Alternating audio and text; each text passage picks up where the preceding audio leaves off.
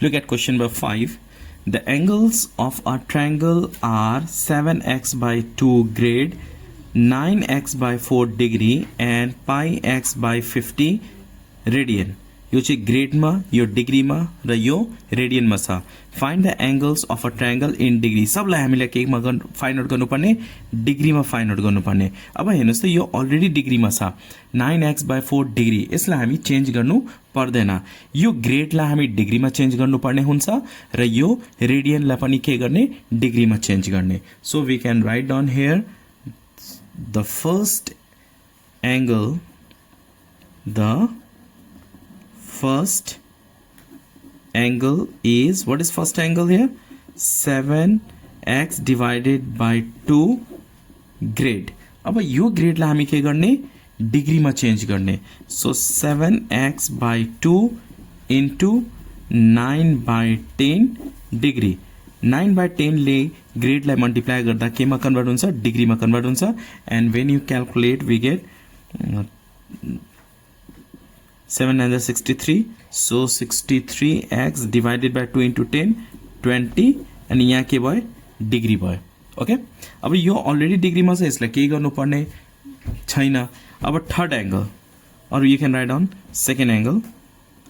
Second angle is, second angle के छ 9x/4 degree. यसलाई हामी केही नगरौँ है, अलरेडी डिग्रीमा छ. Third angle, so we can write here third angle is, यहाँ के छ pi x by 50 radian. Now we have to convert this radian into degree, because what is here, find the angles of the triangle in degree. हामीले डिग्रीमा convert गर्नुपर्ने, त्यही भएर यो रेडियनलाई हामी डिग्रीमा convert गर्छौं. So pi x/50. अब रेडियनलाई डिग्रीमा चेन्ज गर्दाखेरि हामीले केले मल्टिप्लाई गर्नुपर्ने हुन्छ, 180/pi. So we can write down here 180/pi, and here we have to write down degree. After that pi and pi cancel, yes, 0 0 cancel. So what is here remaining, pi x, and here 18. So 18 into x, 18x divided by 5 degree. अब हेर्नुस् त तीनटै angle केमा छ, डिग्रीमा छ. यहाँ पनि डिग्रीमा, यहाँ पनि डिग्रीमा, यहाँ पनि फर्स्ट एंगल पनि डिग्रीमा, सेकेन्ड एंगल पनि डिग्रीमा, थर्ड एंगल पनि डिग्रीमा. अब यो तीनटै एंगल एड गर्दाखेरि के आउँछ, 180 degree. Sum of angles of the triangle. Now when you add this angles, 63x divided by 20 degree plus 9x/4 degree. Second angle. Third angle के छ 18x/5 degree is equal to 180 degree. Reason you can write down sum of angles of the triangle. Sum of angle of the triangle. अब हामी के गर्ने, LCM लिने. 24 5 को LCM के हुन्छ, 24 5 को एलसीएम 20 हुन्छ. 20 र 20 डिवाइड गर्ने 1 into 63. We can write 63x plus 20 र 4 डिवाइड गर्ने 5 9 45x. 20 र 5 डिवाइड गर्ने 4 आउँछ. यो दुईटा डिवाइड गर्दा के आउँछ, 4 आउँछ. 4 into 18 we get 72. So we can write here 72x. Degree degree degree छ भने हामी होल के लेख्छौं, यहाँनेरि degree is equal to 180 degree.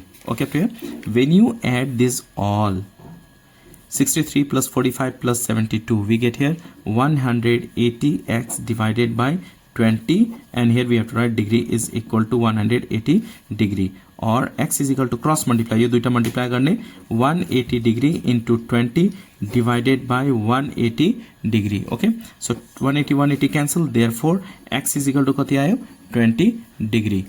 okay प्रिय, after that हामीले केमा फाइन्ड आउट गर्नुपर्ने, you can see here find the angles of a triangle in degree. हामीले सबैलाई केमा कन्भर्ट गर्ने, डिग्रीमा कन्भर्ट गर्ने. we can write down therefore angles of the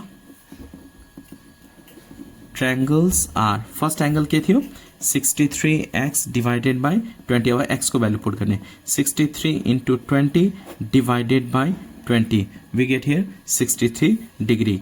next angle, second angle के छ 9x/4. so we can write 9x/4 degree. so 9 into x को place में value put गर्ने which is 20. so write down here 20 divided by 4. 4 5 are 20, 5 9 are 45 degree.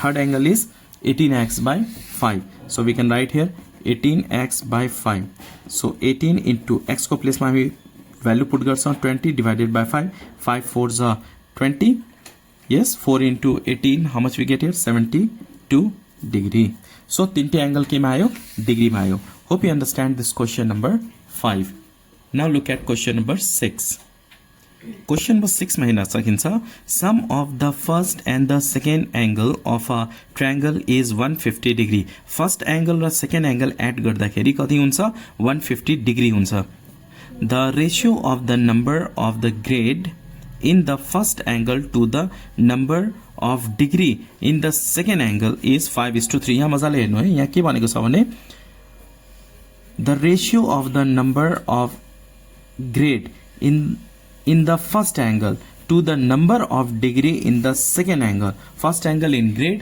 second angle in degree ratio कति छ 5:3 छ हामी x को फर्ममा लेट गर्छौं find the angles of a triangle in circular measure भनेको हामीले रेडियनमा कन्भर्ट गर्नुपर्ने छ okay so we suppose or let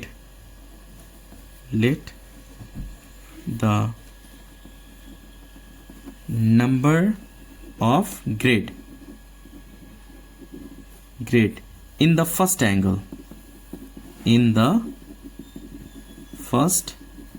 angle is 5x and number of degree in the second angle number of degree in the second angle is 3x now first angle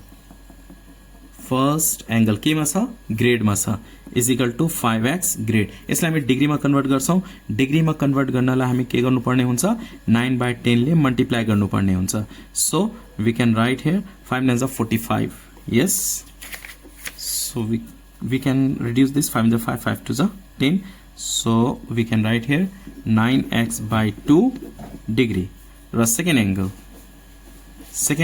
already degree मा छ degree in the second angle is 3x so we can write here 3x degree र दुईटै angle add गर्दाखेरि कति हुन्छ यहाँ हेर्नुस् त sum of first and the second angle of the triangle is 150 degree अब यो पनि फर्स्ट एंगल पनि डिग्रीमा छ ग्रेडमा थियो हामीले डिग्रीमा कन्भर्ट गर्यौं सेकेन्ड एंगल अलरेडी डिग्रीमा छ अब दुईटै एंगल एड गर्दाखेरि के आउँछ 150 आउँछ we can write here 9x/2 degree plus 3x degree is equal to 150 degree take LCM here LCM is 2 9x plus 3 2s are 6x is equal to 150 degree when you add we get here 15x is equal to multiply garne we get here 300 or x is equal to 300 divided by 15 therefore x is equal to 15 2s are so 20 degree therefore first angle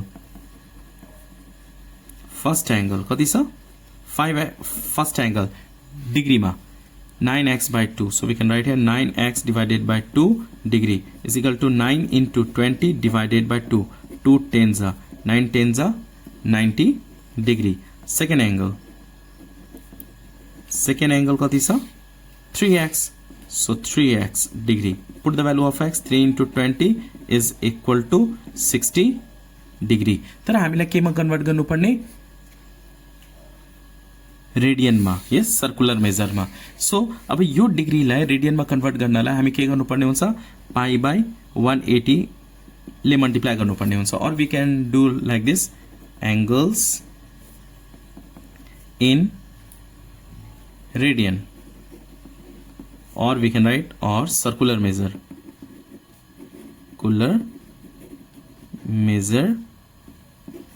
is 90 छ 90 degree छ 90 लाई हामीले के multiply गर्ने π/180 ले multiply गर्ने to convert into radian so π/180 90 2s is equal to what we have to write here π/2 radian अर्को के छ 60 डिग्री छ 60 डिग्री लाई हामी रेडियनमा कन्भर्ट गर्दा π/180 ले 61 जा 63 जा is equal to π/3 रेडियन अब यो दुईटा एंगल भयो हैन अब थर्ड एंगल निकाल्नलाई हामी के गर्नुपर्छ 90 + 60 के हुन्छ 90 + 60 भनेपछि 150 भयो अब अर्को के हुन्छ 30 डिग्री हुन्छ सो 30 डिग्री लाई किन तीनटा एंगल हुन्छ नि त्यो ट्रायंगलमा एउटा एंगल 90 भयो अर्को के छ 60 छ भने थर्ड एंगल के हुन्छ 30 डिग्री हुन्छ यस यो तीनटे एड गर्दा 180 आउनु पर्ने सो अब 30 डिग्री लाई हामी रेडियनमा चेन्ज गर्दा पाई बाइ 180 ले गर्नुपर्छ मल्टिप्लाई रेडियन